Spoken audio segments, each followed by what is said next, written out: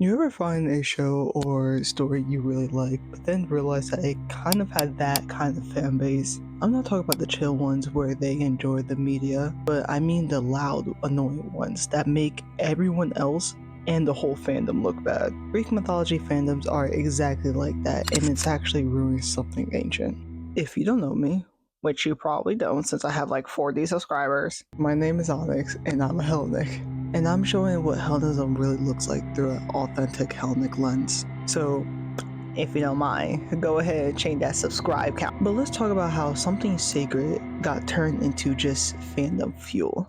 Now, I'm not talking about all mythology fans, most are cool as hell. I love chatting with them, and some of these fans are actually really interested in Hellenism and would like to learn more. Like I said in my last video, actually, sometimes that curiosity is a sign of being called into Hellenism. But of course, it's not always, and these people are just morally curious. But the problem starts when fandoms cross the line, or worse, when fandom culture paves over real practice. As someone majoring in classics, I find the fandomization of Greek mythology so bewildering. Last April, I saw a tweet that said people need to stop shipping Athena and Aphrodite because Athena is canonically asexual. The biggest example are modern retellings. Modern retelling that turn the gods into fictional characters. But when people start rewriting myth, they also rewrite the meaning too.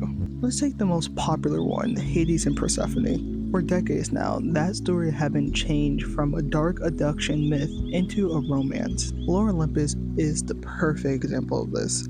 It has a massive webcomic with billions of views. Hades is turned into a misunderstood CEO, Persephone into a rising young woman finding her strength through love. On the surface, this is fine. And actually, me, myself, and other Hellenics actually really enjoy some retellings. I personally like the Song of Achilles because it shows the beauty of Greek myth and how flexible it is. But the problem is when these retellings become people only understanding of the myth. That is when it becomes a problem. The real story about a mother's grief and why the season changed gets erased and replaced with a modern love story. Another example of this is that I walk into a bookstore and I have found that people have made a dark fantasy book about Persephone and Hades, turning it extremely sexual. It disgusted me, to be honest. The tragedy becomes nothing more but a TikTok romance bait. On the surface, this do look like a lot of fun, but under the surface, this stuff is bleeding through into the Hellenic religion. People start to think these fictions versions are the religion. You see in fandoms for stuff like Epic the Musical too. Great music, actually. I really loved it. My favorite song is Thunderbanger and Wouldn't You Like. I most likely got that title wrong, but honestly, I was pushed away from that media because of the fan base. The gods are deeper than just identity symbols. They're forces of nature, concepts, and the lessons in human balance. When you strip that away, you're left with fandom. A made-up mythology built to fit the trends, and that fandom spreads. New people try to learn about Hellenism, they have to dig through a sea of misinformation. Imagine trying to study Christianity, but all your research results are vampire fictions of Jesus. That's what it's like to be a Hellenist today. Then when practitioners try to correct misinformation, they get either clowned on or get called gatekeepers. We're not trying to ruin anyone's fun, we're just asking for basic respect.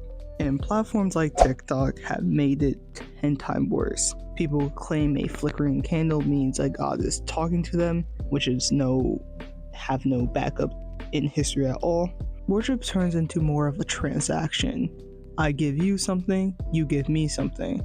Or having the mindset of, I work with Aphrodite, now where's my soulmate? That's not... Of course.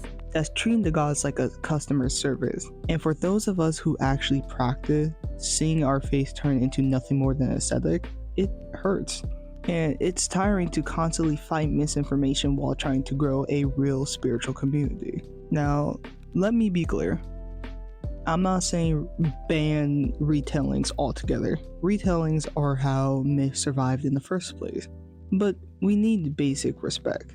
If a practitioner of a living religion asks for their god not to be misrepresented, that's not gatekeeping. Before calling yourself an expert on the god because of one novel or comic, listen to the people who actually dedicate their lives to that gods. If you're a fan, keep being one. Enjoy Lore of Olympus, or The Song of Achilles, or Epic the Musical, or Blood of Zeus.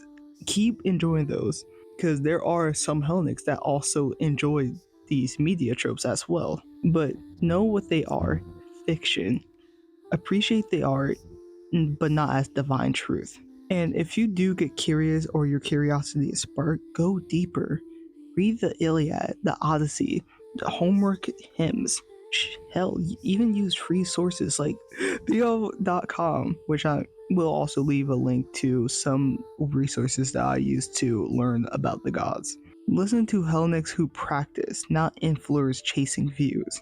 The rise of Greek mythology fandom proved that these stories are timeless, but we let modern fandoms oversimplify them into the point that the gods themselves are being forgotten. We can still enjoy these stories, just remember that they're not dead myth.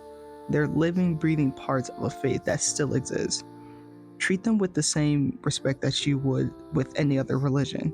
Anyways, if you vibe with this breakdown, you know what to do. Show some love, drop a like, join the Olympus movement. We're building something divine here, one truth at a time. Until next time, stay strong, stay wise, and never forget, even the gods have their flaws. Peace out, champions.